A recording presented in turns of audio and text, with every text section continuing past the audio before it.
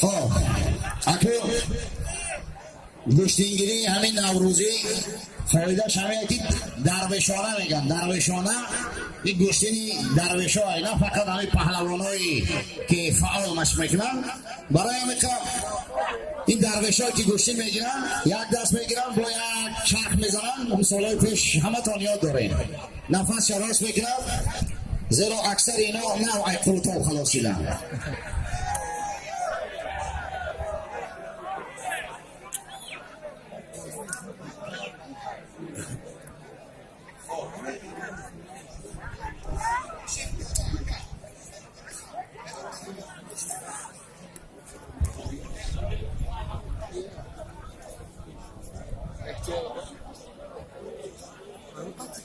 خب اینجا دا اینا برادر ما بابایشان چی نام داره؟ بابایشان این همین اکای زرابدین کارگر فرودگاه موی سرش در همین فرودگاه ریخته است.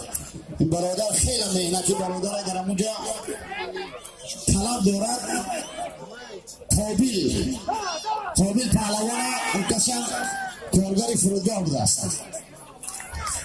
اگر همیشه باشه نکه قابل این برادر شما را تکلیف دارم در میدان پروازمایی مرحمت واردی میدان شوید. اکه قابل مرحمت لباساتون پوشید واردی میدان شوید. این قابل دورای خوردی مشق میکرد ما یاد داریم. این قابل پهلوانه لباساتون پوشید مرحمت واردی میدان شوید.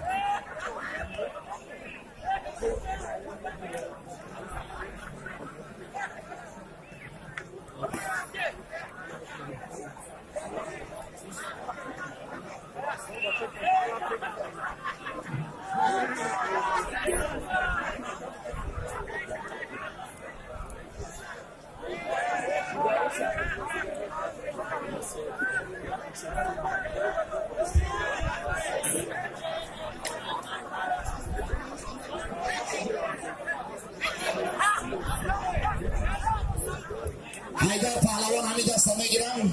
اگر نتیجه نداد دم میگیرن.